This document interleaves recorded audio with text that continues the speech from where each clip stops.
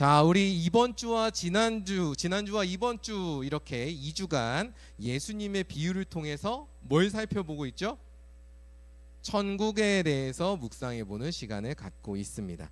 오늘도 두 가지 비유를 크게 살펴볼 텐데요. 그 비유를 보면서 천국의 삶이 뭐고 천국에 대한 소망이 뭐고 그 안에 담겨 있는 하나님의 뜻은 무엇인지 우리가 한번 생각해 보면 좋을 것 같아요. 제가 오늘은 여는 얘기 길게 안 하고 바로 말씀으로 들어가도록 하겠습니다. 그래서 말씀 함께 살펴보면서 천국을 기다리는 우리의 삶이 어떤 모습으로 가다듬어지는지 여러분 한번 스스로 생각해보는 시간 되기를 바랍니다. 자, 먼저 첫 번째 비유를 보겠습니다. 마태복음 20장에 기록된 포도원 품꾼의 비유인데요. 한번 같이 생각해 보죠. 자, 예수님의 비유 중에는요, 듣다 보면 들었을 때 한 번에 명확하게 이해되는 것도 있고요, 들었을 때 물음표가 생기는 것도 있어요. 네, 물음표도 생기는 것도 있거든요. 근데 이 말씀은 후자에 해당합니다. 후자에. 자, 한번 이야기를 정리해 보죠. 하루는 포도원 주인이 이제 일꾼을 구하러 인력 시장으로 나갔습니다. 원래 이제 일당 주는 일꾼들 구하려면 인력 시장이라는데 지금도 나가거든요. 그럼 인력 시장 나가면 아침에 일거리를 찾으려고 사람들이 막 바글바글 모여 있어요. 이제 거길 나간 거죠. 자, 가서 하루 종일 일해야 하니까 이른 아침, 그냥 우리 몇 시라고 할까요? 6시부터, 아침 6시부터 일한다 치고 이제 5시 나갔다고 봅시다.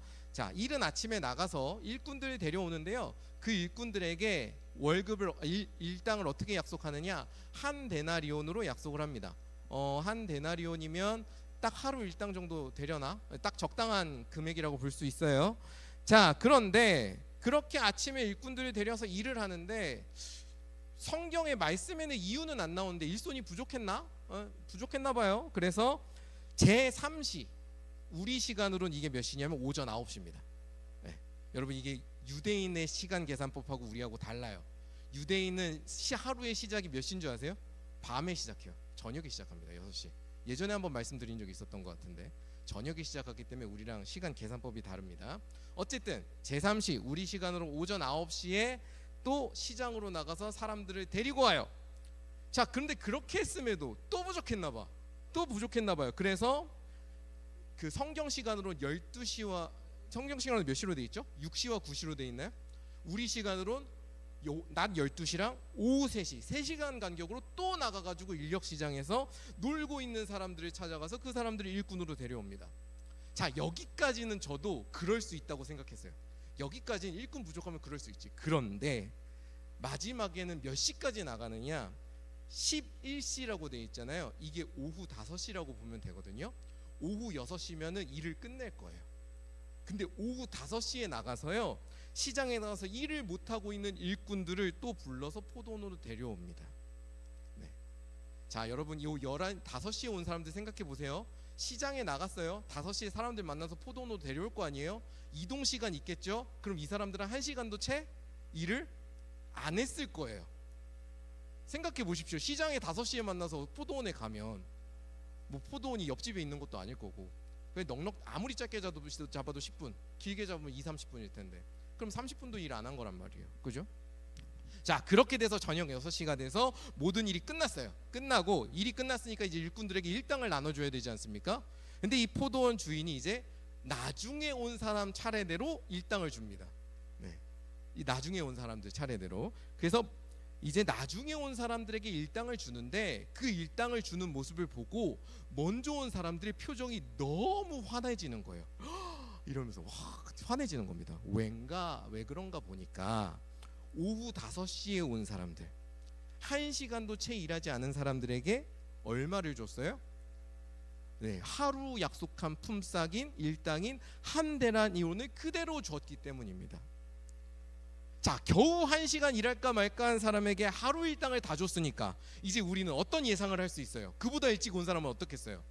더 많이 받을 수 있겠구나. 야, 오늘 일이 잘 됐나 보다. 오늘 포도원 주인이 기분이 좋은가 보다. 째지는가 보다 하면서 더 많이 일한 사람들에게 더 많은 급여를 주겠구나 하고 기대하게 되겠죠. 그런데 모든 일꾼들이 일당을 다 지급을 받았어요. 다 지급을 받았더니 이 사람들이 기뻐하기는커녕 오히려 당황하고 주인에게 화를 내기 시작하는 겁니다. 왜 화를 냈죠? 그들도 똑같이 한 데나리온을 받았기 때문입니다. 아침 6시부터 12시간을 꼬박 일한 사람부터 1시간 남짓 일한 사람들까지 똑같이 차별 없이 한 데나리온을 받았거든요. 동일 노동 뭡니까? 그 다음 동일 노동, 이거 몰라요? 동일 노동 동일 임금 원칙이잖아요. 이거 기본이잖아요. 동일 노동 동일 임금의 원칙이 어떻게 된 거예요? 깨진 거예요. 지금 깨진 거예요. 그러니까 일꾼들이 입을 모아서 이 사람들은 1시간밖에 일하지 않았는데 우리랑 똑같이 대우하면 이 사람들을 우리 하루 종일 수고하고 더위를 고생했던 사람들과 똑같이 취급하는 거 아니냐 따졌던 거죠. 자, 우리 상식으로 보기에 이 일꾼들의 항의는 정당합니까? 정당하지 않습니까? 노동자들 정당합니다. 그죠? 정당한 것 같아요. 더 많이 수고한 사람이 더 많은 보상을 갖는 거 당연한 일이라고 우린 생각하잖아요. 그런데 이 포도원 주인은 그렇게 하지 않고요. 그 상식적인 요구에 더 황당한 답변을 줍니다. 자, 마태복음 20장 13절부터 15절의 말씀이 주인의 답인데요. 한번 같이 읽어보겠습니다. 13절부터 15절 시작.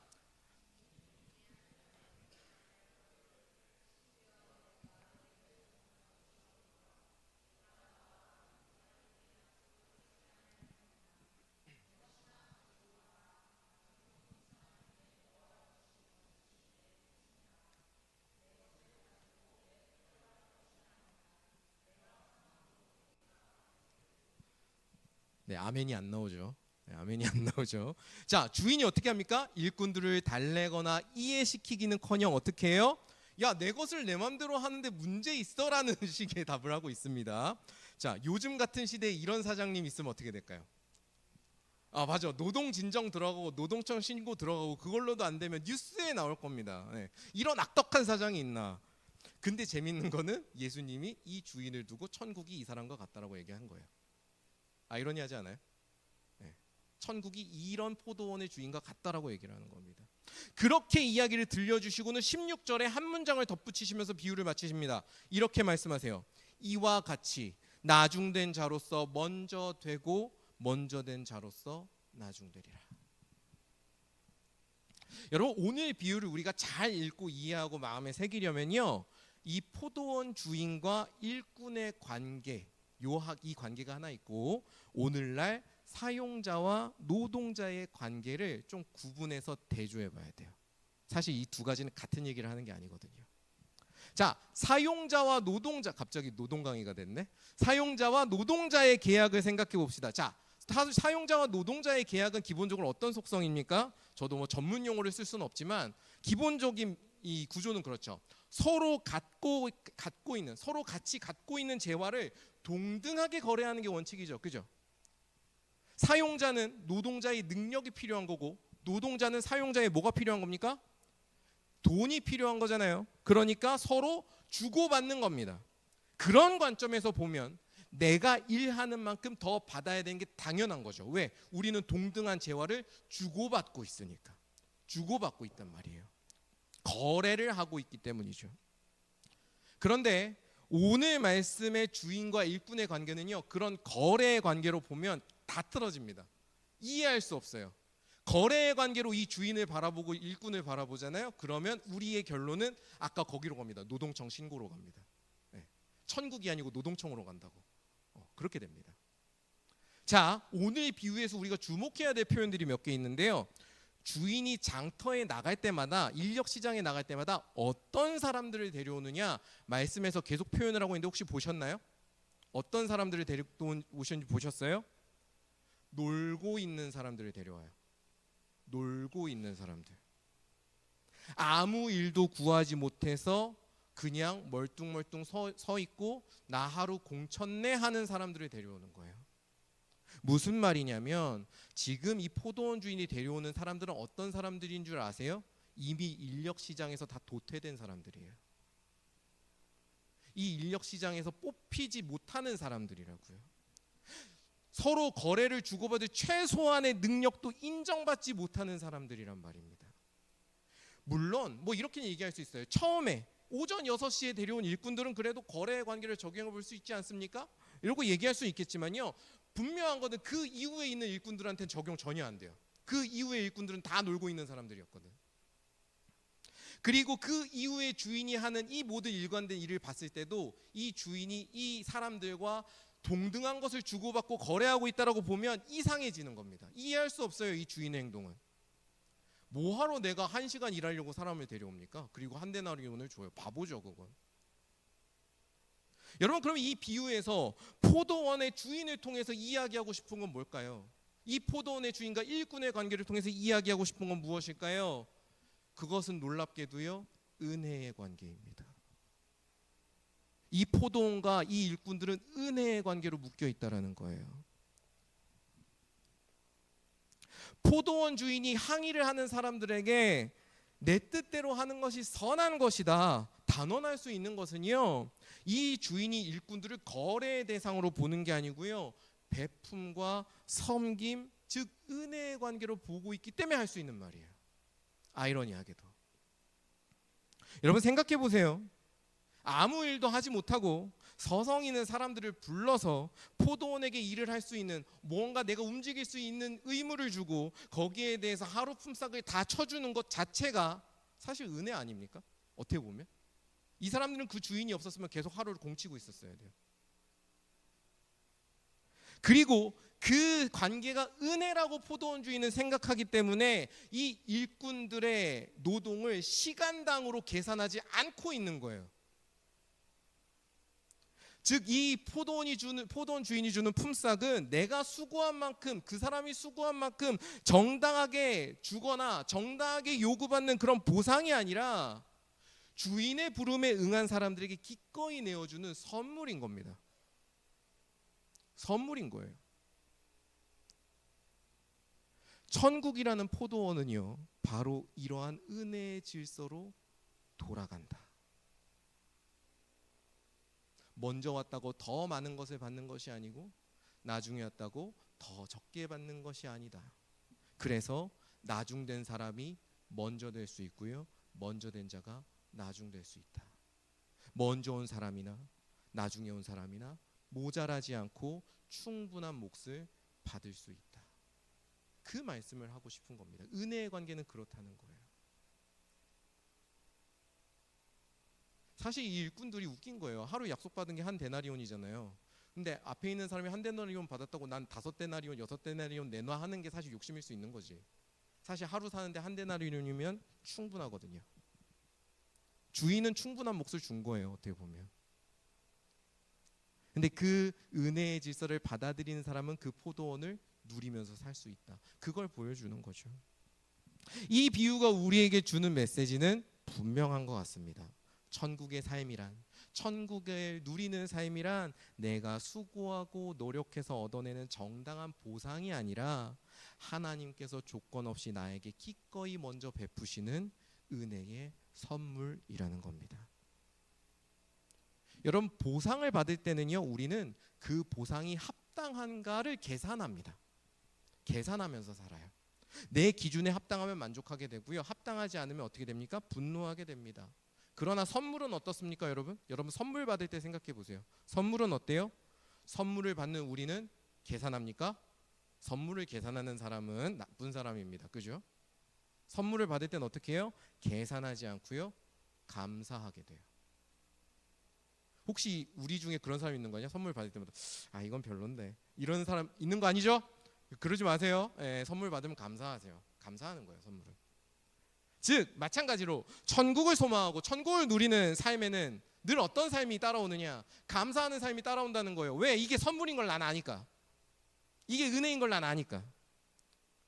천국을 소망한다는 것은요, 오늘 비유에 말씀하는 것처럼 내가 살아가는 모든 순간이, 내가 오늘 살아가는 일용한 이 모든 양식의 이 순간들에 하나님의 손길이 닿아 있고 하나님께서 거저 베풀어 주시는 선물이 있다. 이것을 내가 믿고 받아들이는 삶인 겁니다. 그러니까 천국을 소망하는 삶, 천국을 누리는 삶에는 감사가 따라오는 거예요. 이 말이 감사하지 않은데 감사하지 않은 것을 억지로 감사하라는 게 아닙니다.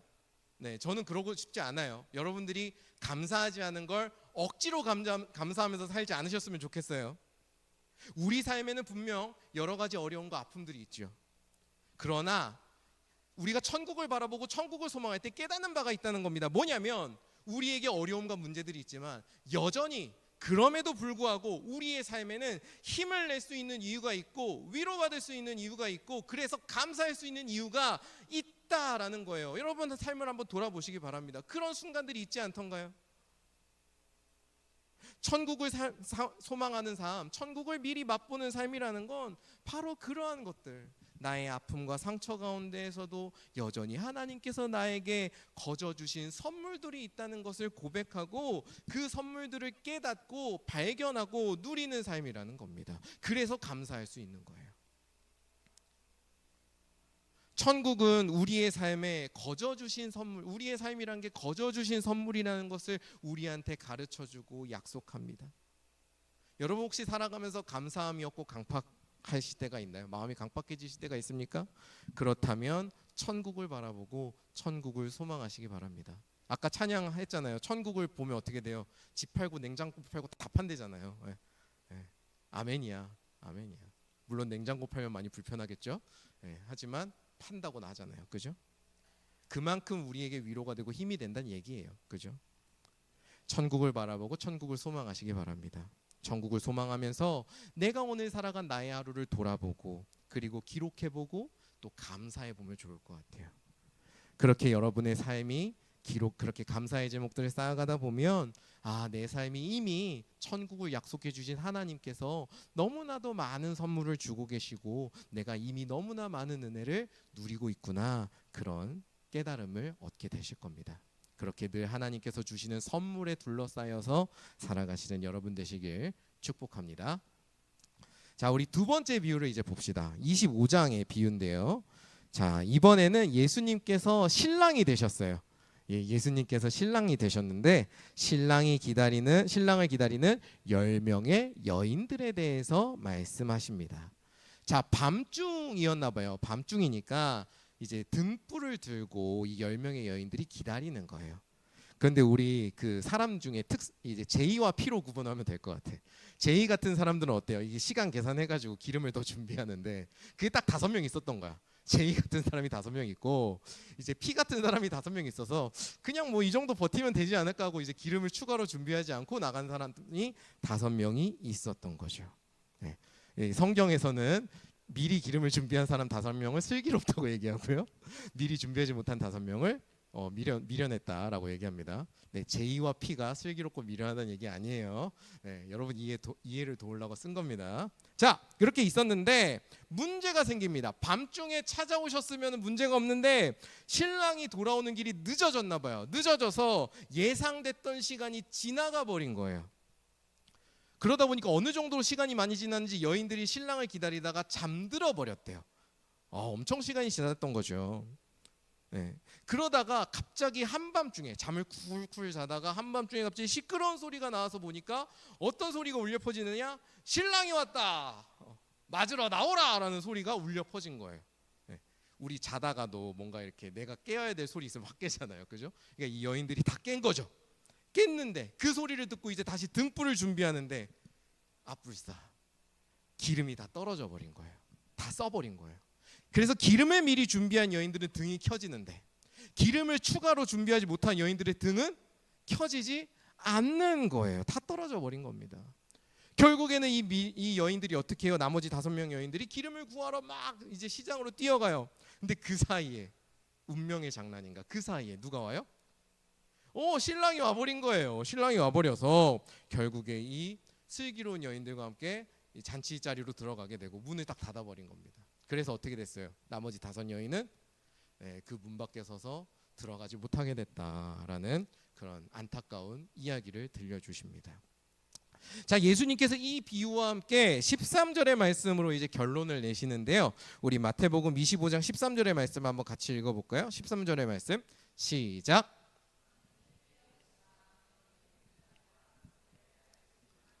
아멘. 제 생각에는 앞에 살폈던 비유에 비하면 이 말씀은 훨씬 좀 직관적인 비유 같습니다. 딱 이해가 쉬운 것 같아요. 자, 예수님께서도 어떤 말씀을 하신 적이 있냐면 그날과 그때 하나님의 나라가 완성되고 또 주님이 돌아오시는 그때는 오직 아버지만 아신다라고 말씀하신 적이 있거든요.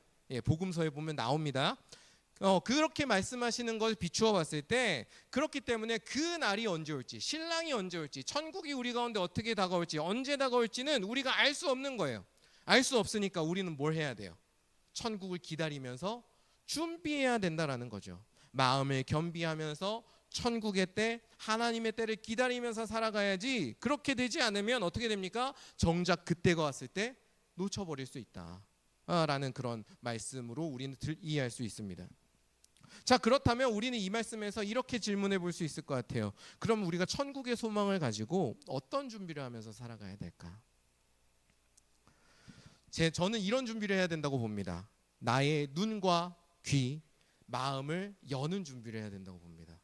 네, 마음을 열고 성경이 우리한테 이야기해주고 교회가 우리에게 이야기해주는 복음의 소식을 계속해서 받아들이는 것을 해야 된다고 보고요. 내가 복음을 받아들이는 만큼 내가 복음에 따라서, 복음에 의지해서 하나님의 성품을 닮아 살아가는 준비를 해야 된다고 봅니다. 여러분의 이해를 돕기 위해서 조금 다른 예시를 들어볼게요. 저는 이 준비 과정이 기름을 준비하는 예시보다는 언어를 배우는 것과 좀 더 닮아 있다고 봐요. 언어. 자, 천국은요, 저는 이렇게 표현할 수 있을 것 같습니다. 우리가 지금까지 사용해 본 적 없고 들어본 적도 없는 생소한 언어와도 같다. 여러분, 아까 우리 천국에 돌아가는 천국의 그 포도원의 비유를 들었을 때 바로 이해 안 가잖아요. 화딱지 나잖아요. 네, 화딱지 나지 않습니까? 여러분들이 그 노동자면 가만히 있겠어요? 난리 났을 거야, 그죠? 그만큼 생소하다고요. 천국이 돌아가는 방식이. 천국이 이야기하는 것들이 우리에게 멀어요. 생소해요. 낯설어요. 그런 언어와도 같다는 겁니다. 자, 그래서 천국을 소망하면서 살아간다는 것은 이렇게 나에게 낯설고 생소한 천국이라는 언어를 나의 언어로 만들어가는 과정과 같아요. 내 언어로 배우는 거예요. 습득해가는 겁니다. 자, 여러분, 새로운 언어를 배우는데 어느 날 갑자기 마스터하는 경우가 있습니까? 여러분 중에 그런 분 계세요? 내가 어느 날 갑자기 영어 마스터가 됐다. 내가 어느 날 갑자기 중국어 마스터가 됐다. 있으세요? 있으면 저 좀 도와주세요. 저도 배우고 싶어요. 없을 겁니다. 불가능해요. 그런 일은 일어나지 않아요. 우리가 언어를 배우려면 어떻게 해야 됩니까? 계속해서 듣고 계속해서 읽어야 되고요. 더 나아가서 계속해서 말하고 계속해서 써야 됩니다. 계속해야 돼요. 되풀이해야 돼요. 그 무단한 과정을 계속해서 반복하면서 우리는 어떻게 돼요? 그 언어가 갖고 있는 뉘앙스, 그 언어가 갖고 있는 어떤 의미, 어떤 특징들, 그 언어와의 문장이 갖고 있는 어떤 매력들을 우리가 맛보게 되고요. 그리고 내가 말하고 쓰는 방식이 그 언어에 맞춰져 가요. 여러분, 그 미국에 오래 다녀온 메이저리그 투수들이나 선수들 보면 한국어를 말해도 한국어가 아니잖아. 억양이 바뀌어 있잖아. 내가 닮아가게 된다고요. 그 언어에 맞춰져 가게 돼요. 이런 과정을 거쳐야만 내가 그 새로운 언어에 맞춰져 가서 뭐라고 해야 되나? 그렇죠. 내가 들을 수 있는 것들이 많아지고 내가 더 말할 수 있는 것들이 많아지게 되는 거죠. 이 과정이 없으면 내가 아무리 새로운 언어를 귀 기울여 들어도 들리는 게 없을 거고요. 내가 아무리 새로운 언어를 읽어봐도 읽히는 게 없을 거란 말입니다.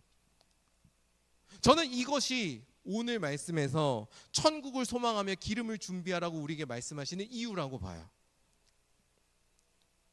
여러분, 아침 6시에 일어나서 부름을 받아서 포도원에 들어간 사람이나 11시에 저녁 5시에 들어간 사람이나 누리는 값은 똑같을 수 있습니다. 똑같은 천국을 맛볼 수 있어요. 그 천국이란 은혜는 동일할 겁니다. 그럼에도 6시에 먼저 와서 먼저 준비한 사람들이 누릴 수 있는 유익이 딱 하나 있어요. 딱 하나 있습니다. 뭐냐? 바로 그 시간 동안 천국으로 그냥 갈게요. 하나님의 성품을 내가 먼저 보고 닮아갈 수 있고요. 내가 천국의 가치와 질서를 먼저 깨닫고 내 삶에 체화시킬 수 있고요. 나를 변화시킬 수 있어요. 그래서 먼저 경험하고 준비하는 사람들은 어떤 유익을 누리게 되느냐? 내가 살아가는 삶 가운데에서 하루라도 더 먼저 천국을 더 깊이 누리게 되고요, 더 깊이 묵상하게 되고요, 더 풍성하게 누리게 된다는 겁니다. 그런 점에서 여러분들이 어렸을 때부터 혹은 태어날 때부터 하나님을 알고 예수님을 알고 믿음의 자녀로 살아갈 수 있었다는 것은요, 정말 감사한 복이에요. 정말 감사한 복이에요. 왜냐? 그만큼 여러분들에게는 어떤 시간들이 있었던 거예요. 천국의 소망을 묵상하고 하나님의 성품을 묵상하고 닮아갈 수 있는 시간들과 기회를 선물 받았던 걸 의미하는 거거든요. 그럼에도 내가 말씀을 멀리하고 감사하지 않고 천국을 바라보지 않고 소망하지 않고 살아간다면 그건 어떤 게 될까요? 나에게 주신 넝쿨째 굴러온 복을 내가 걷어차는 일이 되는 것이라고 저는 생각합니다. 너무 안타까운 일인 거예요. 여러분들은 어떤 사람이 되시겠습니까? 말씀 앞에 서서 하나님을 닮아가고 천국을 소망하는 기름을 준비하는 그런 사람이 되시겠습니까? 아니면 주어진 현실을 바라보면서 주어진 현실만을 바라보면서 살아가면서 기름을 준비하지 못하는 그런 사람이 되시겠습니까?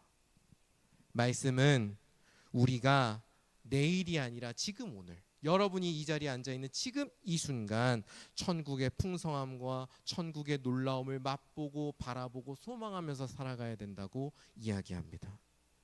그 결단이, 여러분들이 그 결단을 할 때 여러분의 삶이 더 천국을 소망하고 힘차게 살아갈 수 있도록 에너지를 줄 것이고요, 천국의 풍성함을 맛보면서 여러분 삶 가운데 감사함과 기쁨이 피어나는 일로 맺어질 것입니다.